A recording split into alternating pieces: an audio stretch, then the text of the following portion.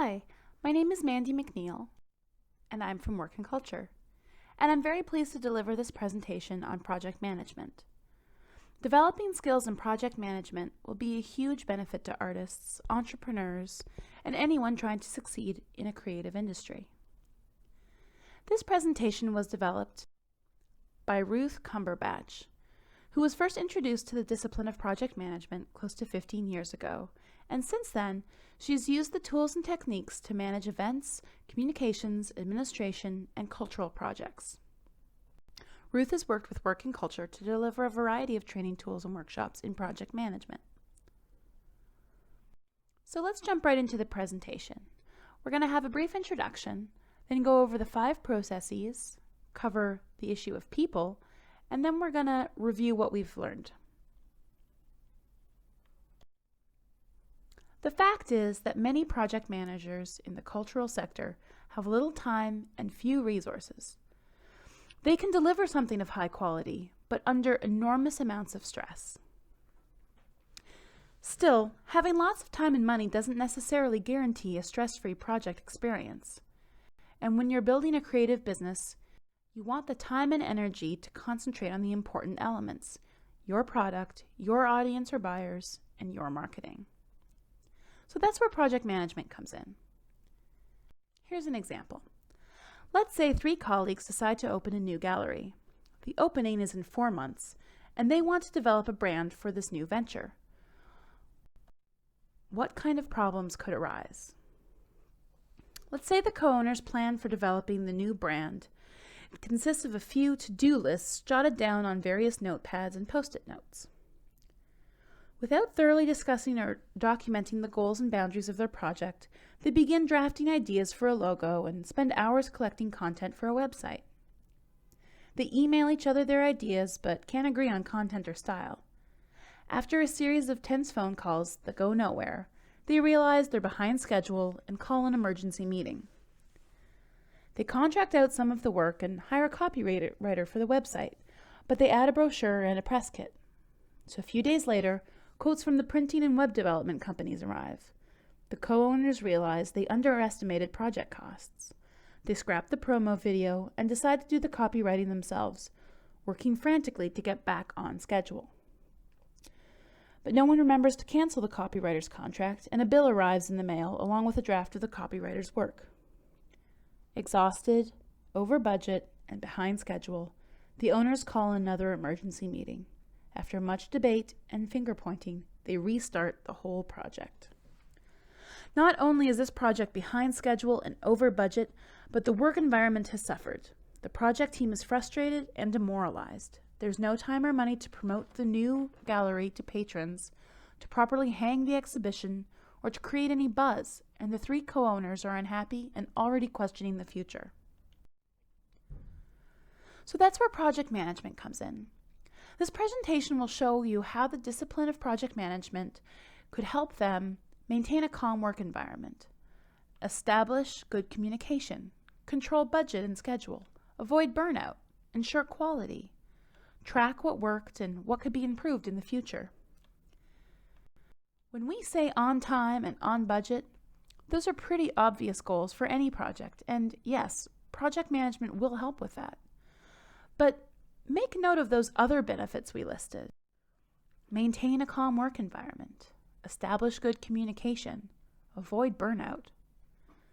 This is about reducing stress, enjoying the work, producing good products and getting them to the purchaser on time.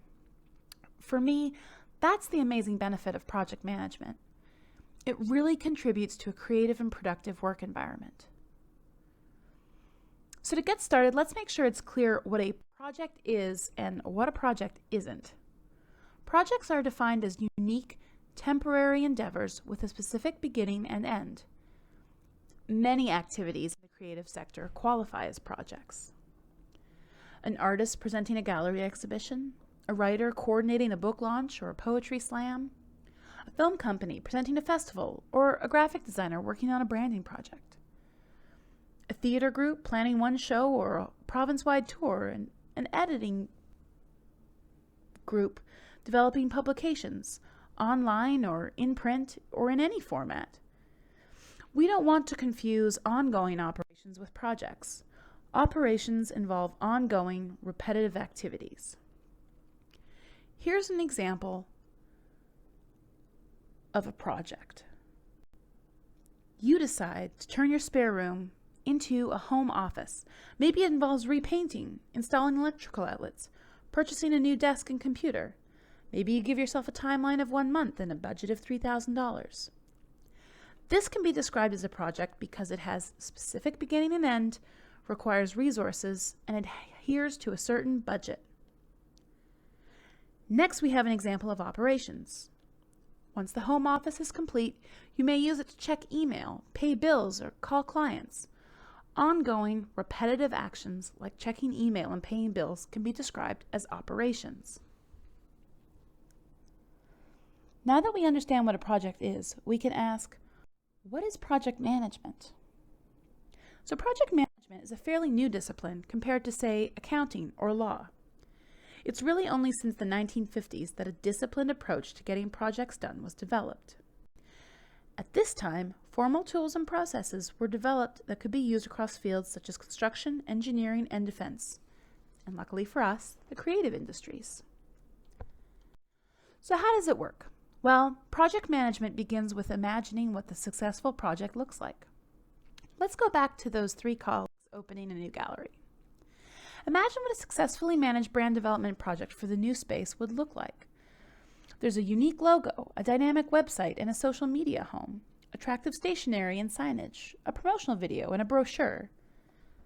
Next, imagine some activities needed to achieve that success. Research and brainstorming ideas for a new logo, collecting images for a website, requesting quotes for printing stationery and signage, shooting footage for a promotional video. When you start imagining tasks that must be performed to achieve success, you're starting to think about project scope, our first bit of jargon and an important step in understanding project management.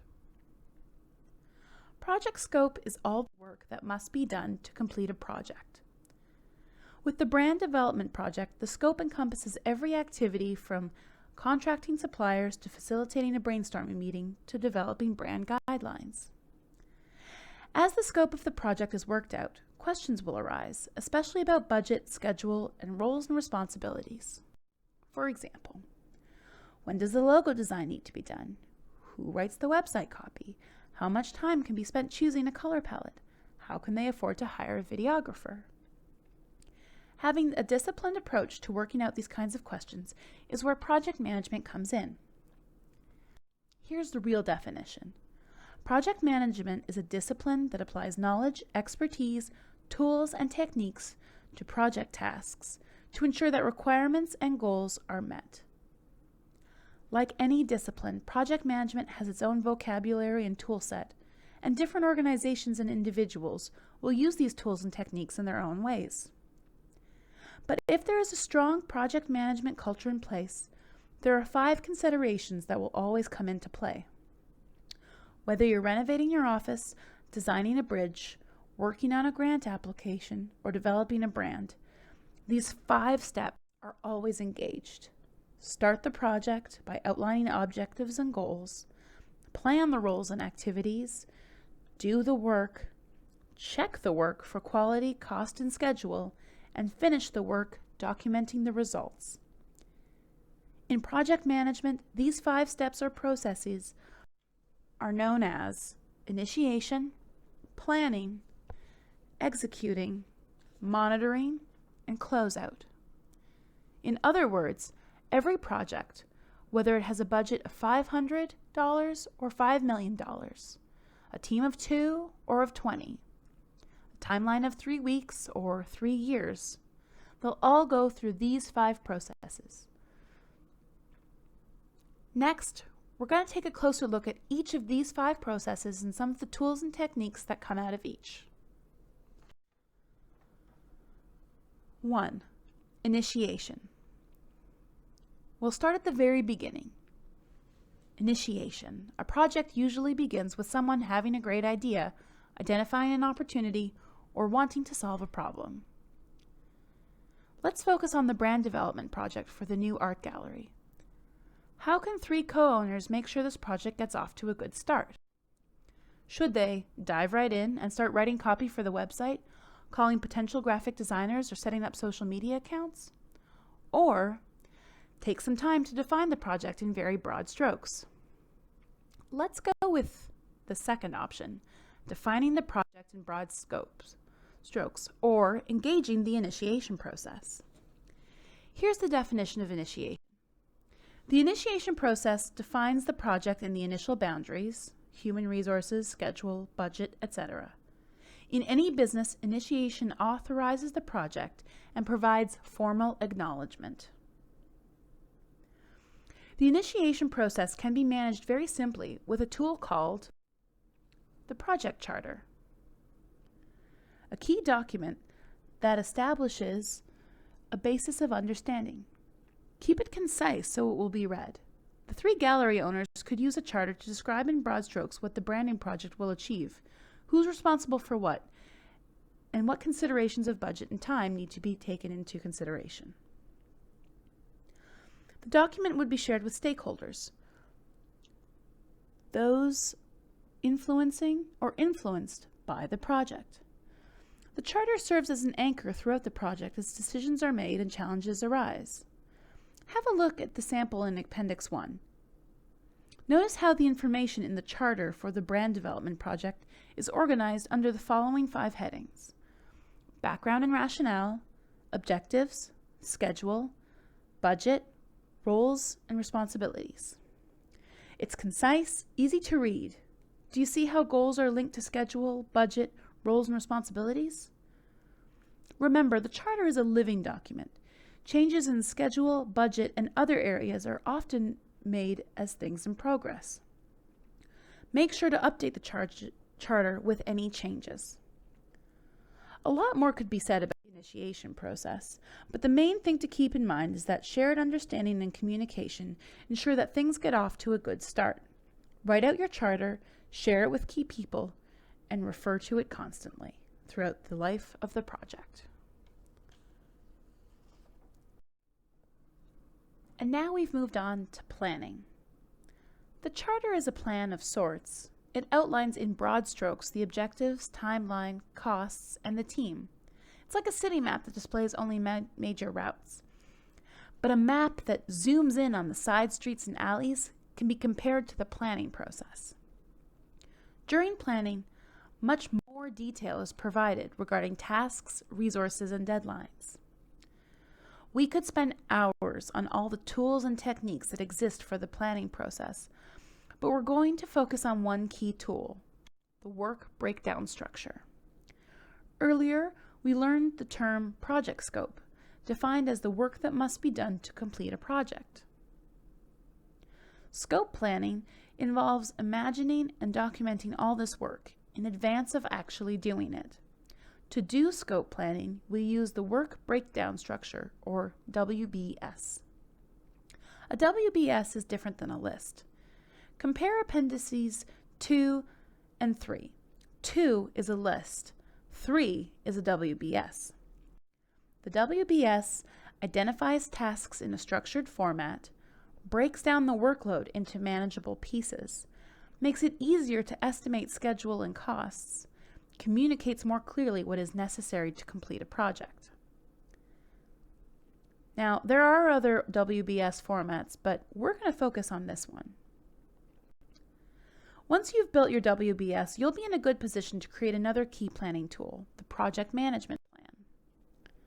The Project Management Plan includes the Scope Plan, or WBS, plus the Cost Plan, your budget, and your schedule.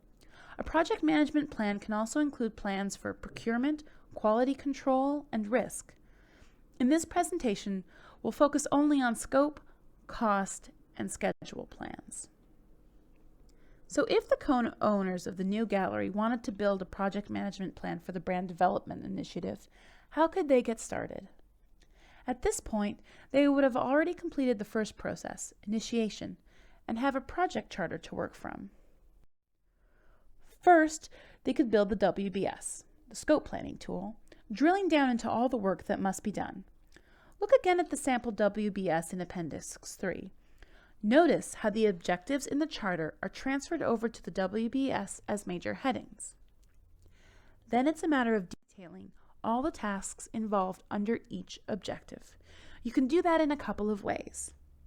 First, by referencing historical information, such as lists from previous similar projects. Or second, by brainstorming with the project team or someone with expertise. Once the work is detailed, roles and responsibilities can be assigned. Go back to the charter, look under roles and responsibilities. Now you can start to transfer that information into the WBS.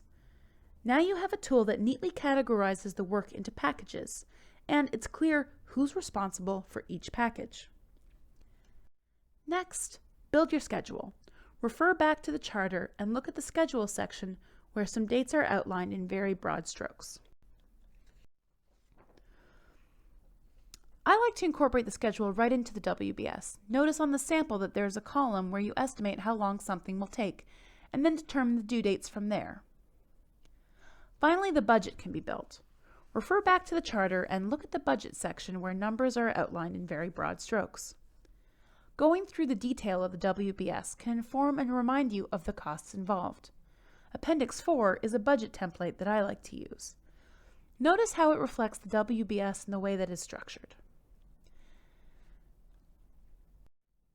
Now the project management plan is complete. The scope of work is captured in the WBS, the timeline has been detailed, and the budget has been developed. The plan is in place, it's time to take action, or execute the plan. That brings us to the third process of project management, execution, where people and resources are integrated into the work. As you take action, you'll start to see things come together, but you also see challenges and opportunities arise that can impact the scope, schedule, and cost. Being aware and proactive is necessary in keeping your project on time and on budget, and in managing stress. That brings us to the fourth process, monitoring, where the progress of all work is monitored and necessary actions are taken to ensure the objectives are met. The execution and monitoring processes take place simultaneously, requiring solid leadership and skills. A key leadership lesson for all project managers is communicate, communicate, communicate. How can this be done? By the time a project reaches the execution and monitoring stages, two key communication tools have already been developed: your project charter and your project management plan, which includes your work breakdown structure, schedule, and budget.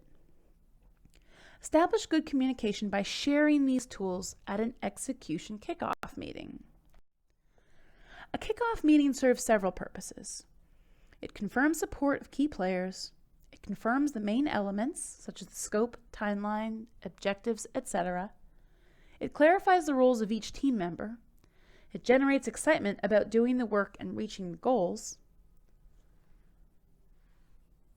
I never skip an execution kickoff meeting because it's an important opportunity for me to demonstrate that I care about the stakeholders, that objectives and priorities are clear in my mind, the team can trust me, that our goals are realistic and achievable.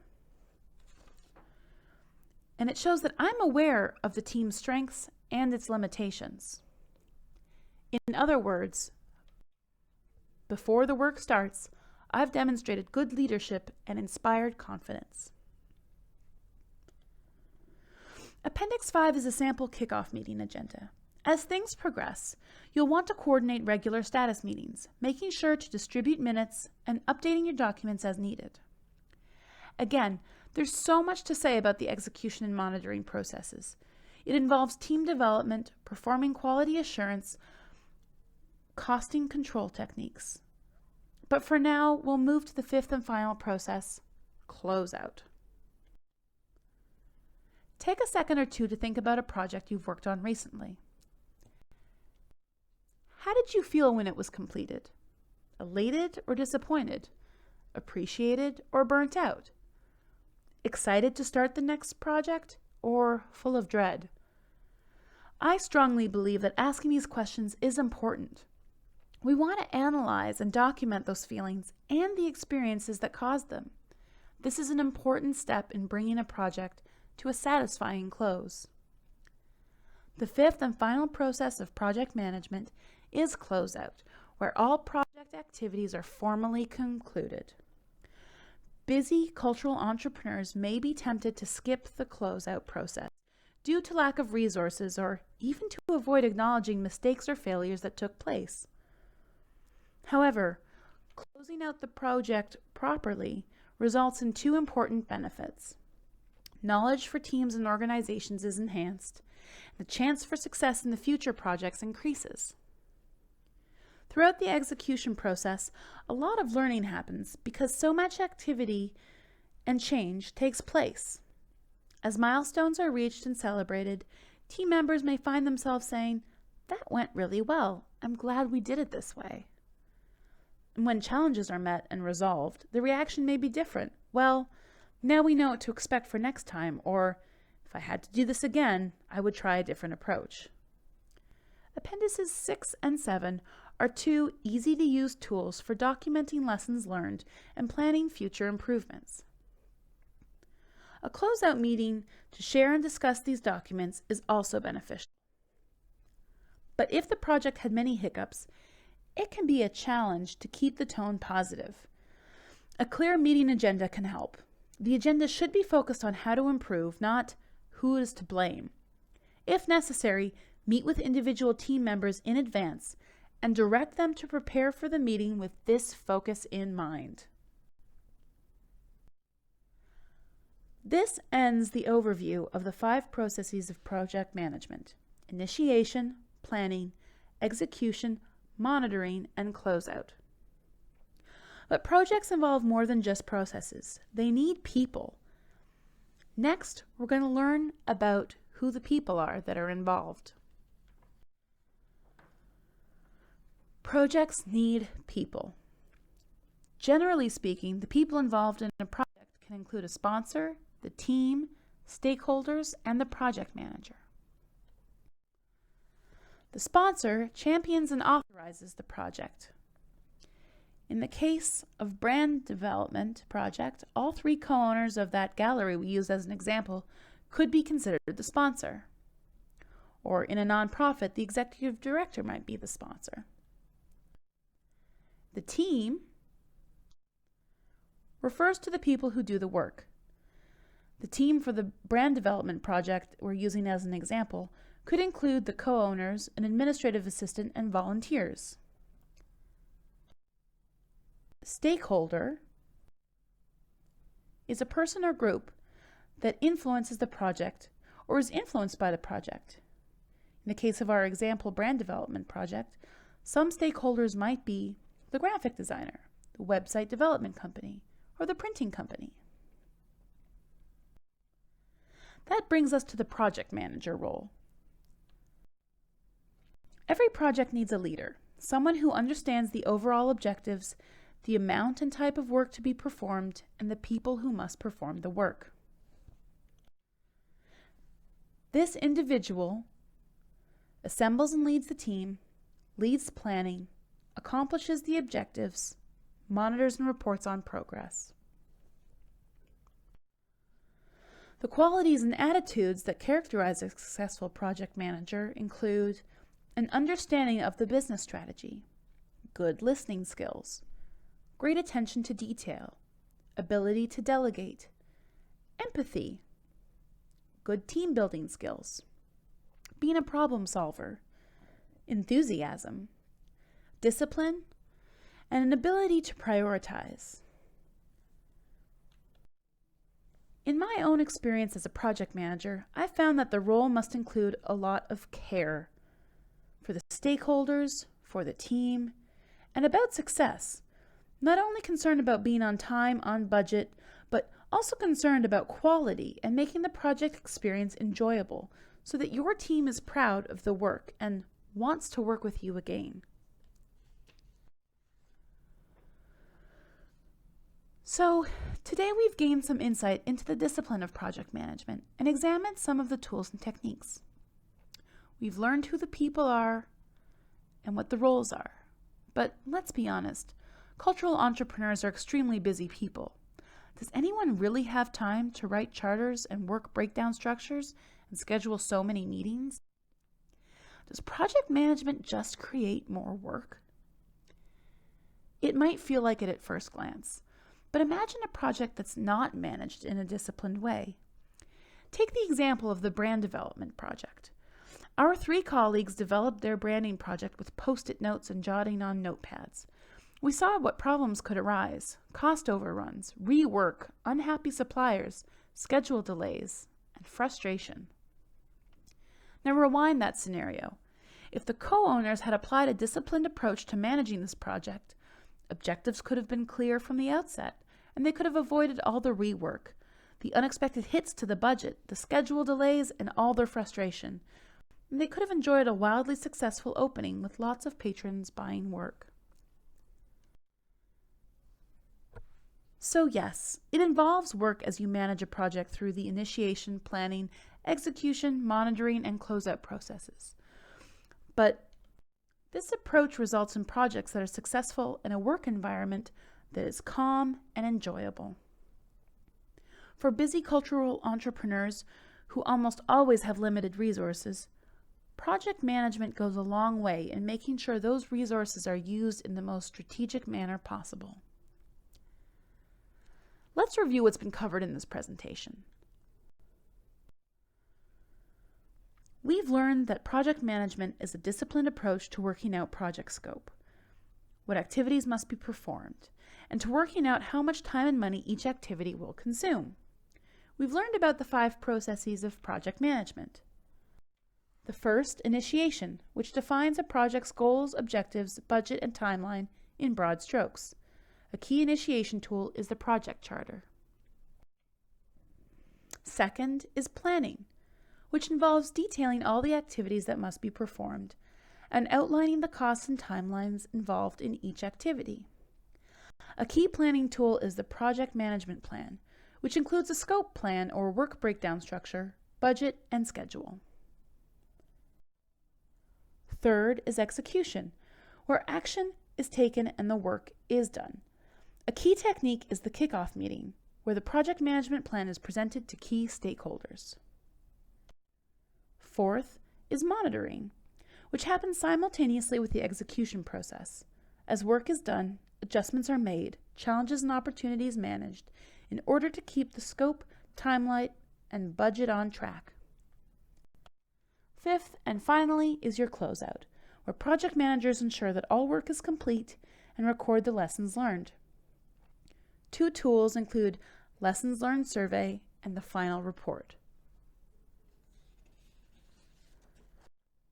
We also learned that the people in project management include the sponsor, the team, stakeholders, and the project manager. A successful project manager is one that cares about the team, stakeholders, and the integrity of the project. Finally, the benefits of learning and using project management tools and techniques were outlined.